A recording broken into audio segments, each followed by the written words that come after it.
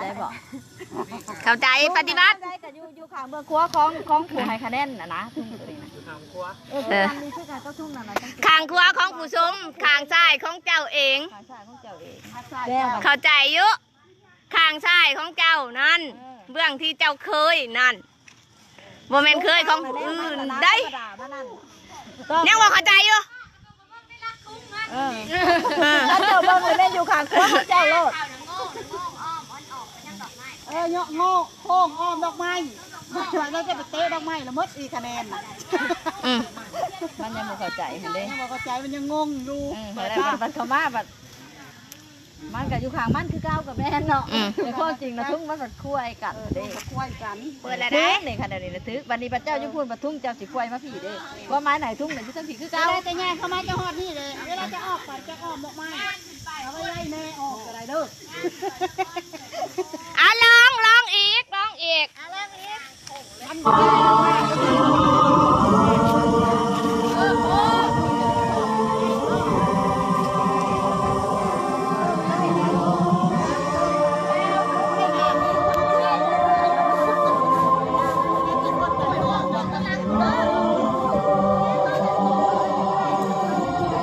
ยังมิน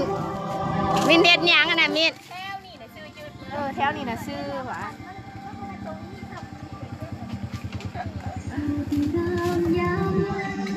งานแรกเลยนะทุ่งกับไปพร้อมกันนะทุ่งกับทุ่ง งามเลยเด้องามเลยเด้อง านแล้วเห็นบ่ทุ่งไม่ให้น้อยอยู่ยังต่ำกว่าย กมึงตลอดเลย อาจารย์น่ะจริงจังคุยกล่องงุน เจ๊ก็เป็นอย่างนี้ดำมีหัวลมเย็บหัวยอดเด้อ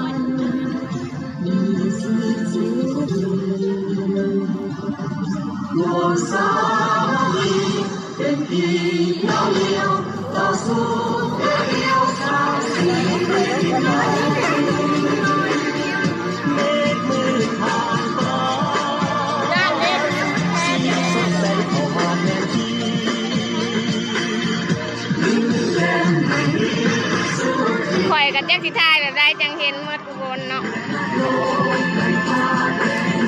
อยากให้เห็นความพร้อมนะเด้มันกับโบเห็น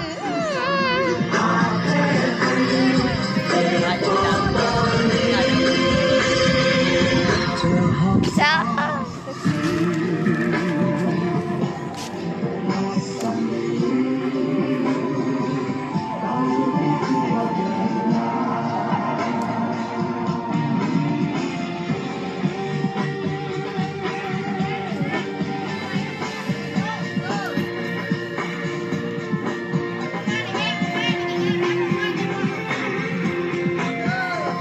บ่ให้บังผู้พ่อนเนาะบ่ให้บังผู้พ่อนเบทีเอาสิไงทำได้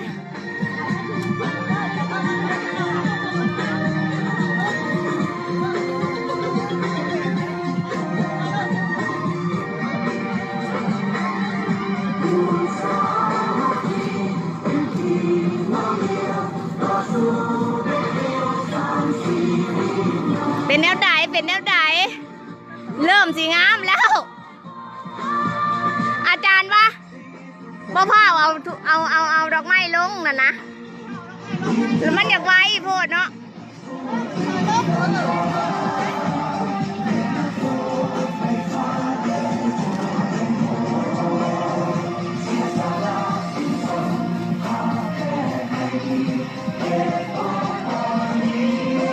งามก็จะวะ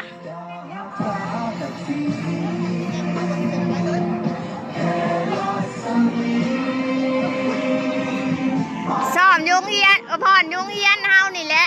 มอซอน้องบัวทานี่มาเบิ่งเด้อวันที่28 29สิแสดง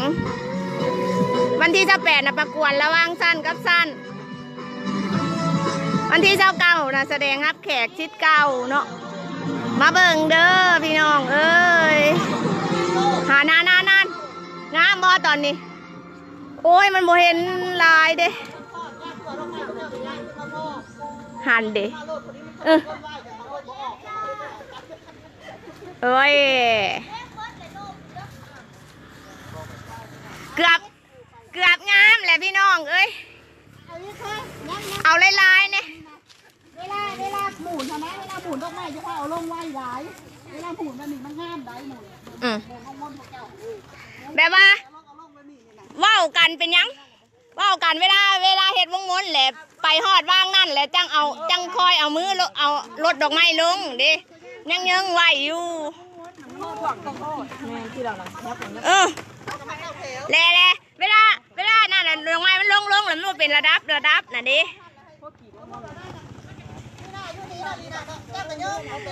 มาเด้อให้กำลังใจเขาแน่รุ่นน้องนี่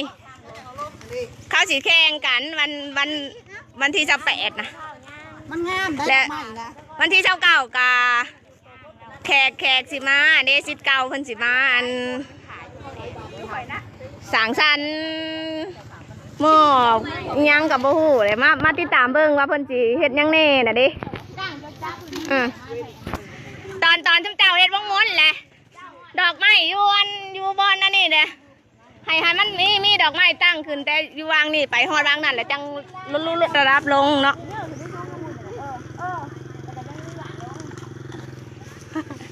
อย่างยันผู้บ่าวเขาเบิ่งบ่คักอยู่เนาะไปเอาอีกทุ่งยังบ่แล้วผู้ถือทุ่งนี่ยังบ่พร้อมแล้วห้องก็มาแกงมื้อนี่มันบ่ได้ง่ายปานใดว่าทุ่งกับหู้แหละเวลาพวกนี้แหละมาเอาดอกไม้ข้างหน้านี่พวกแก้วก็สวนมาโลดเขาผู้หู้แล้วเขาเฮ็ดอีหยังกันนะก็บอกกะแปลว่าอันหู้เป็นผู้นำทุ่งมาเลยเดี๋ยวสิเอาพร้อมบ่เริ่มบ่ใช้มีนไปใช้อะไรมีนมันไปเอาแม่มันไปเอานั่นมันแล้ว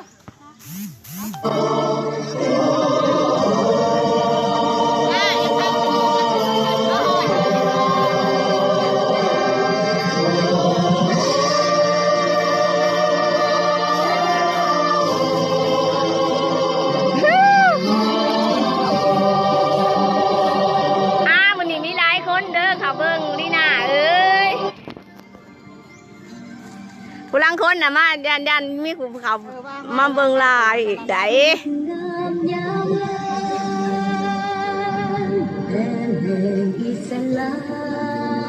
หันน่ะเบิ่งความพร้อมบาดนี่นั่นมือแสดงจริงแห้งสิงามเด้อนี่นะเฮ็ดแบบว่าท่านได้ยังซ้อมอยู่ยังบ่พร้อมกันปันได้บ่ไอ้บัดมือน่ะข้าเจ้าน่ะแท้ๆได้พวกนี้นะเขาเย็นหนึ่งน่ะได้ที่แหละไว้ได้คะแนนไล่ก็มูลื่นข้าเจ้า2คะแนน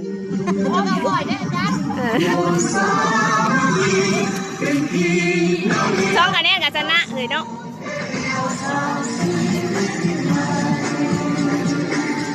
เด้อตอนนี้แห้งคักนี่ลืดเลยนั่นดิ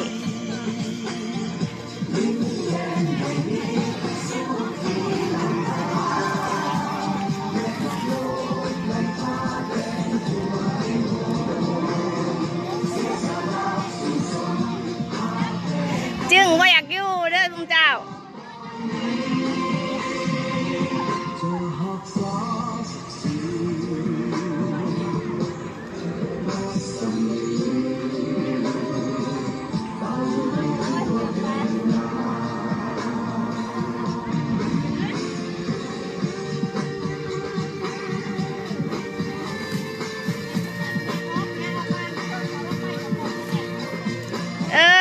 ได้เรื่องบ่ได้เท่ากะแล้วมีพรสวรรค์อยู่เด้อตะกี้ว่าเสียผู้ชายเรากับสิสมัครมาพรอยู่ตอนนั้นเพิ่นว่า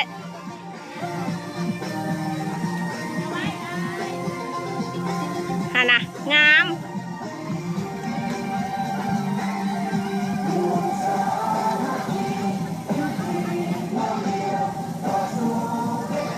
ฮันเดบิมเบิ้งพี่น้องใกล้สิงามแล้วดอกไม้เด้อดอกไม้ยกสูงๆอีหยังตะวันผันยกออกนอกดอกไม้มันปิ้นออกนอกงางเลย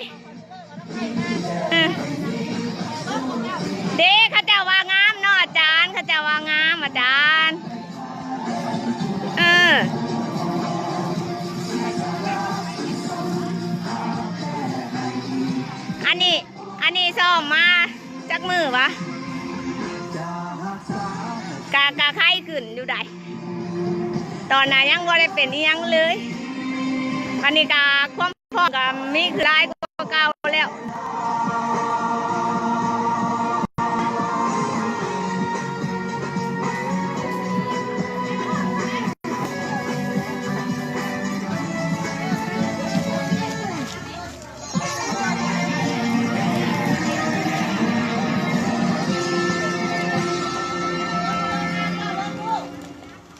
งามอยู่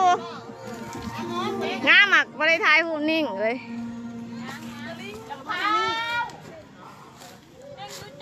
เพลงยุดก่อนเพลงยุดแล้วก็จังนะแม่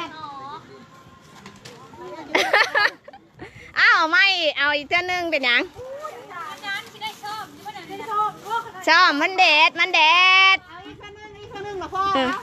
อันนี้อาจารย์บอกเราทุ่งเด้อเลย โอ้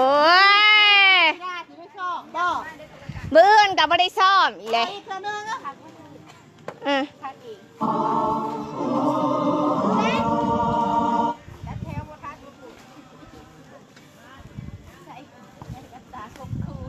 บางแน่พูน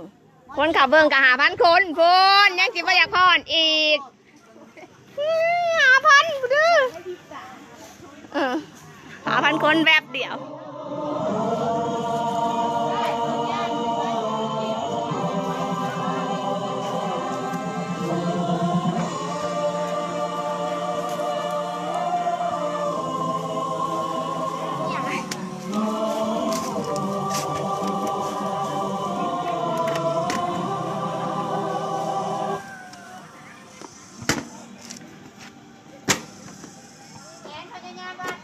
เพลงเอาคือเสียว่าตอนนี้เนาะ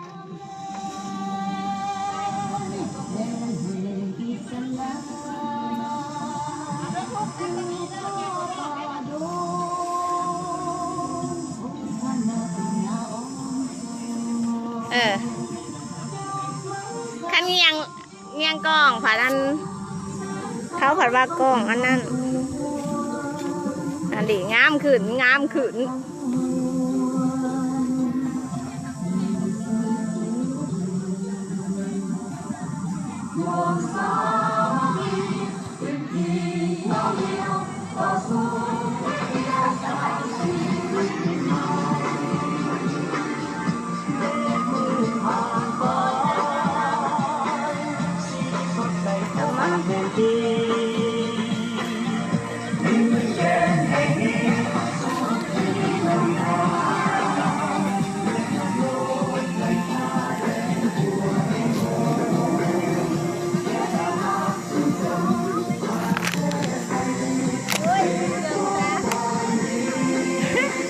แล้วคนจะอายกล้องเว้ย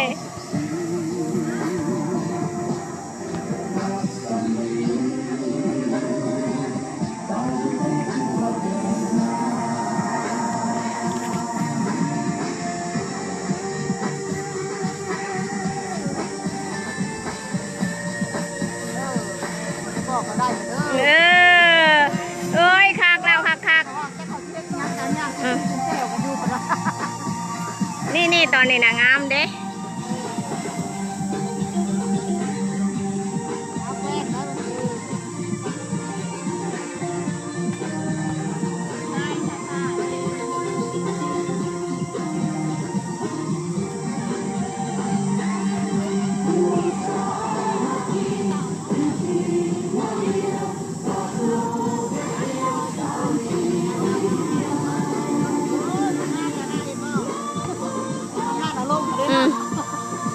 พยายามบ่เผาลงไว้เดี๋ยวดิมันจังเป็นอันนะเจ้าเฮ็ดบ่คักอาจารย์จังน้อยก็ให้เฮ็ดใหม่อีกไม่ได้ซ้อมดอกบาทนะ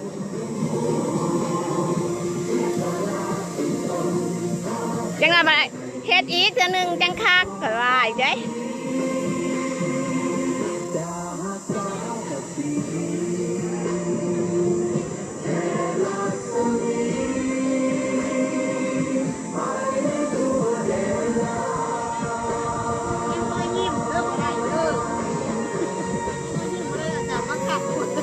นางแอนนี่ ละเพิ่นน่ะมีแต่เพิ่นเมื่อยแหละเพิ่นบูด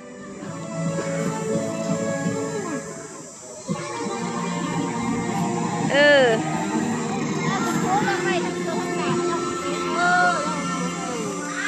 แกมันบังหน้าเนาะลูกเพจอย่างอ๋อ จบ แม่งามเลย งามมืออื่นจังมาซ้อมมา